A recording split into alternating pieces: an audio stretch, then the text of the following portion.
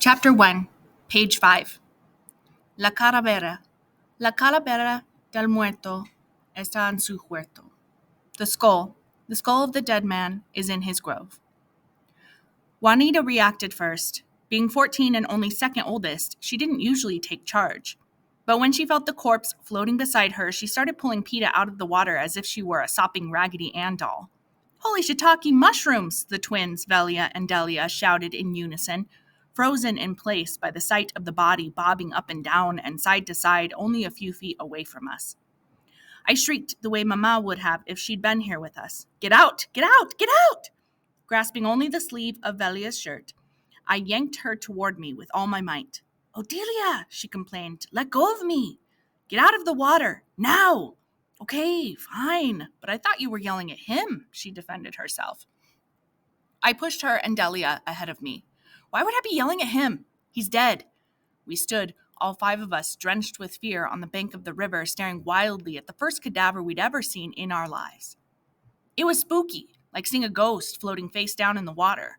His dark hair was long for a man. His thick tresses floated loosely around his head like the black tentacles of a sea monster. "We should call someone," Peta shivered, pushing her wet hair out of her face and scooting over to stand behind me as if she were afraid the man was going to suddenly get up and come after her. "The authorities," I said, my mind still reeling from the shock. The only thing I could think of was how Mama was going to give me one historical paliza as she found out, and she'd find out if we called the authorities. But I had it coming to me. After all, I got my sisters into this by bringing them here. The waters of the Rio Grande were dangerous, and Mama wouldn't care that our swimming hole seemed safe to me. How many times had we heard of drowning victims turning up on its banks?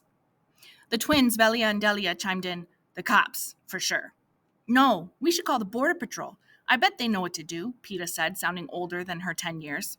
"Guys," Juanita whispered, her face suddenly pale, "do you realize what this means?" "What?" Velia asked, still staring at the body floating in the river. I didn't respond.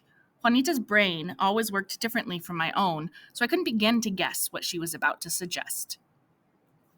Juanita's face broke into a grin. "We're going to be on TV!" She sobered a little when she glanced down at the body again. "Mama is not going to like this. You know how she feels about talking to strangers," Velia reminded Juanita. She was right. Mama was more than paranoid about giving out personal information. In her mind, everyone was a potential predator, and we were under strict orders never to speak to anyone about anything if she wasn't around to protect us.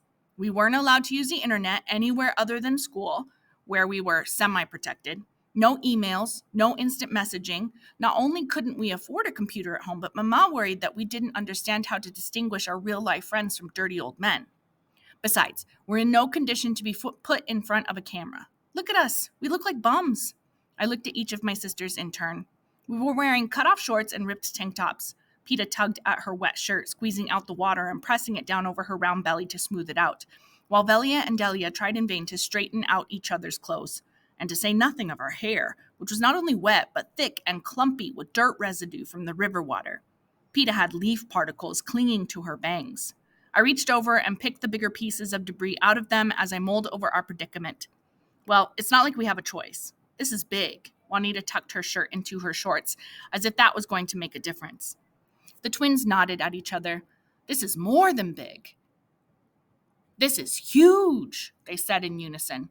They had a habit of finishing each other's sentences. They were even closer to each other than all five of us were as a group. It was a game they played, presenting themselves as the twin front, fooling people who didn't know them all that well by making them think they were really exactly alike. I tried to think of a way out of it as I chastised myself for bringing the girls to swim in the river all summer long. Calling the authorities brought with it consequences, but we couldn't just leave the dead man where he was in the water. He'd pollute our swimming hole, not to mention that he should be put to rest somewhere. "Ginormous," Juanita whispered beside me. Delia pulled her ratty tennis shoes off her feet and beat them against each other, trying to loosen the clumps of dirt from their soles. "You think they'll get here that quickly? Like right away? Can't we go home and change before we call them? I don't know about you, but I want to look my best for my first ever television appearance." "No, we can't," I said, looking at the twins. They were the pretty ones. With their long honey brown hair, hazel eyes, and perfect smiles, they had nothing to worry about. They didn't look as pretty right now after a day of swimming in the river, but it didn't matter. The camera would love them, no matter what they were wearing or how disheveled their hair had become. Not me. Like Juanita, I was big boned, darkly bronzed from being out in the sun every day, and homely as a ginger snap. Juanita undid her droopy ponytail and tried to comb her wet hair with her fingers. This isn't a movie set, and you're not starlets yet, she reminded the twins who had aspirations of someday making it to Hollywood. This is about him, not us. That's right. This is real life, and that's a real dead man in there. I pointed to the river. What if bringing an investigation here meant no more swimming? Whoever we call is going to want to interrogate us. The cops, the border patrol, everyone's going to want to know how and when and where we found him. And that's when the news people get involved. Velia looked at her twin sister for validation, not grasping the full meaning of what I was getting at. But we're filthy. My shorts are ripped, see? We can't be seen on TV looking like this. What will people think? Delia put her hand on her twin's shoulder. They'll think we're poor, and that our father abandoned us, she stated sarcastically. The painful truth set off my sisters. Suddenly everyone was talking at once. Peta's voice cut through us all, saying aloud the one thing that worried us more than Mama finding out about this. Do you think Papa will see us? On television? Peta asked, biting the inside of her lip. I hope we don't embarrass him. I couldn't help but wonder myself what Papa would do if he saw us. Would he feel sorry for us? Would it make him come back? It'll be fine, Juanita assured her. Here, let me fix your hair. As Juanita used her fingers to scrape back Peta's hair and resecure its braid, I thought about where our father might be now.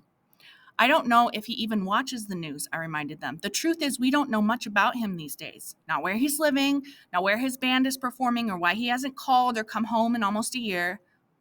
Well, if he does watch the news, he should be embarrassed, Juanita retorted through the ponytail holder clenched between her teeth. Leaving without saying goodbye? I don't know why I'm even surprised. She spat out the rubber band and bound up the bottom of Peta's braid. Did you know that 70% of men aren't as attached to their female children as they are to their sons? It's true. I read that somewhere. Delia let out an exaggerated sigh and rolled her eyes. Can't you ever talk like a real person? I'm tired of listening to you quote stupid stuff. If you two tararas are done arguing, we need to go home and change before going up to customs, Velia said, taking a focus away from Papa and back to the situation at hand. The body was still floating gently in the same place. The way the current worked here, once something floated in an eddy, it had to be pushed back out again. Juanita smacked Velia in the back of the head, then pushed her away. If you call me a tarara ever again, I'm going to show you just how ignorant I am by kicking your behind all the way across the river.